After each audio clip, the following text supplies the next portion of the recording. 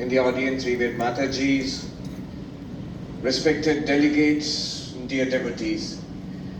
It's indeed a rare and unexpected, sudden privilege to be able to speak here in this magnificent hall filled with devotees of Sri Ramakrishna, and not just devotees, but a very special kind of devotees of Sri Ramakrishna who are doing the work of Sri Ramakrishna in this world. It really fills one's heart with devotion and inspiration to see this gathering in this wonderful hall. The subject that I wanted to talk about was just some pictures of vaba prachar, just to get an idea of what's going on there in the United States. So I am in the ashram founded by Swami Vivekananda, the first one. In 1894, Swami Vivekananda founded the Vedanta Society of New York. Now in New York, the biggest event in the year in the city of New York is the New York Marathon. And every year it starts in Central Park, which is just across the street from the ashram, so we get to see it. Very busy, thousands and thousands of people come for that program. And do you know who conducts it? Who sponsors it, organizes it, and conducts it? It's an Indian company, Tata Consultancy Services, TCS. And what is more important is, it is because of Swami Vivekananda. See, long ago, on his way to the United States, we all know how he ran into Jamshedji Tata on the ship. And Swami Vivekananda, this Hindu monk, and Tata, this Parsi businessman, they talked about the future of education in India. And Swami Vivekananda inspired Tata to start an institution for fundamental science research in India, which ultimately became the Indian Institute of Science, which for a long time it was known as the Tata Institute in Bangalore. And from that Tata Institute, we also have Jamshedji's letter to Swami Vivekananda, reminding him that it's you who gave me the idea, and in fact inviting him to be the first director of that institute. It is from that institute, the Indian Institute of Science in Bangalore, that the cream of India's scientific manpower was generated in the early decades after independence, before and after independence. And it was those people who started the many engineering colleges, including the IITs and all, which have led to the IT boom, of which the Tata Consultancy Services is one part. So you see, it starts on the ship with Vivekananda, and today you see the effect, not just the New York Marathon, but across the United States, in Silicon Valley, everywhere, you see the effect of the original investment in science and technology. This is one. My point here is, we can never know the end of the efforts that you are putting forth.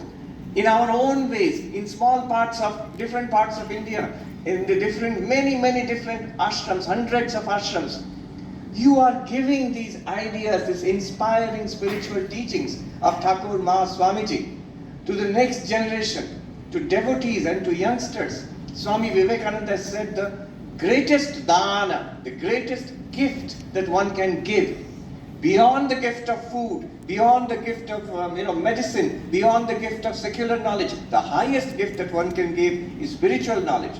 And that is what you're all doing. The most blessed kind of work, to give these ideas to, especially to the next generation. Where this influence will end, we don't know. Just like this organization, the Prachar Parishad, in fact, I just heard that it's more than 40 years since the Prachar Parishads have been working. Maybe this is a time to actually write a history of the Prachar Parishad. That could be something that could be an outcome of this conference.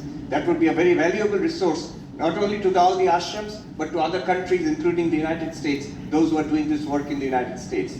In the United States, of course, we have the branches of Belur Math, our ashrams there. There are around 15 Vedanta societies there now, which have their own branches. But what is not really known is that there are many ashrams, like the affiliated ashrams here in the Prachar Parishad. There are many ashrams in the United States, run by devotees, very much like yourself. For example, I go almost every month, every other month to this new ashram, Vivekananda Vedanta Center of Connecticut, VVCC. And it's all done by devotees. Some of our Swamijis, I and others, we go there to help occasionally.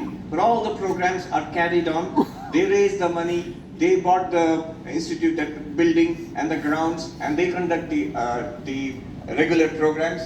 This is one example. There's another one in Pittsburgh, there's one in Atlanta. There are many such ashrams across the United States and Canada run by devotees and who are doing this work. Second picture. Bhava prachar is done through books. Now let me take you to far, far away on the shores of the Pacific Ocean. In California, there is a small town called Laguna Beach. And if you visit that town, it's a beautiful small town, mostly it's very popular with artists and writers and so forth. And if you go there, a little further up from the ocean, it's like a hill, you'll come across a little cottage. And in that little cottage, there lives a monk. And this monk has been working for the last 50 years. This monk has been writing book after book after book. And those books are the basis of Bhava Prachara in our work in the United States, in Canada, and here in India. Of course, I'm talking about Swami Chaitanyananda Ji Maharaj. Yes, well, he might deserve. Even in his late 80s, he is continuing to do that work. I have visited him there. He lives there alone for a few months every year, in complete solitude, cooking his own food and day and night working on these books, which have become our support, our foundation. This is through these books alone. When I give talks about the direct disciples, I told Maharaj, it is your books that we go to. And an interesting, I'll show you, I'll tell you an interesting fact. When you go into the cottage, you will find Mickey Mouse all over. So on his table, even in the bathroom, his telephone is also Mickey Mouse. I asked why Mickey Mouse is everywhere in the cottage. And then he told me a very interesting story, that the vice president of Disney, who actually designed Mickey Mouse, he was a devotee of, he was very close to Swami Prabhavananda Ji. And before he died, before he passed away, he gave this cottage to Maharaj for his work of writing these books. So that's why Mickey Mouse is everywhere in that cottage. So this is the second picture. Academic work is another important aspect. The third picture, the final one I'll give you. Now if you go to top university in the United States, maybe one of the top in the world, at Harvard University, you will see monks there. Hindu monks, including monks from the Ramakrishna order.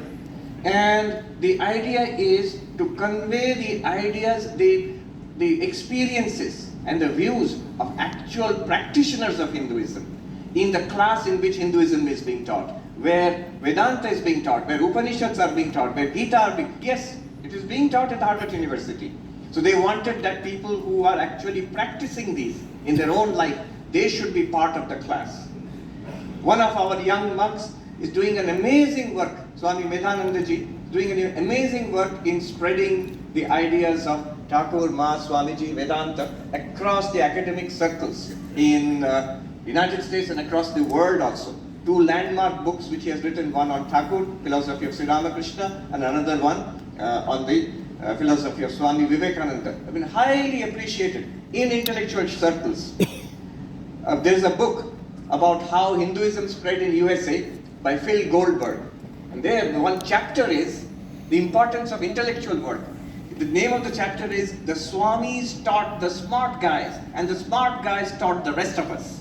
So there he says how, for example, Joseph Campbell, who works, crucial works on mythology, was a disciple of Swami Nikhilananda Ji Maharaj. Salinger, maybe the most beloved novelist in the United States at that time, he was a disciple of Nikhilananda Ji. And Salinger, in some of his books, Franny and Zoe, for example, there are numerous mentions of Karma Yoga, Raja Yoga, and he says that I have deliberately put in ideas of Vedanta in my novels so that people can know more and more about it. He says, this is a person who is very well known, beloved in America. He says, Raja Yoga and Karma Yoga of Swami Vivekananda, these two spiritual classics, these are spiritual classics which all our American youth would do well to carry in their pockets. That is Salinger. There is Gerard Hurd, Aldous Huxley, Christopher Isherwood. Nowadays in English, if you want to give one book in English about Sri Ramakrishna and his disciples, written by Christopher Isherwood. So these were people who were inspired by different swamis, and they became instruments of bhava prachara, and their effect is felt till today. Who may not know about Vedanta Society, may not even have heard about Vivekananda, but they have heard about Salinger. Children watch Star Wars movies, which were directed by George Lucas and later on. But George Lucas was inspired by Joseph Campbell, who was inspired by Swami Nikhilanandaji. So the effect, ideas in films like Lion King, in movies like Star Wars and so on, some of them have their sources in Vedanta coming through the Bhav Prachar efforts of not only the Swamis, but different devotees working, American and Indians, working in tandem. So I am most happy to be here today in the midst of this condensed bhava of Sri Ramakrishna. We regard the Sangha of Sri Ramakrishna as the body of Sri Ramakrishna. This is the extended body of Sri Ramakrishna. I bow down to this extended body of Sri Ramakrishna.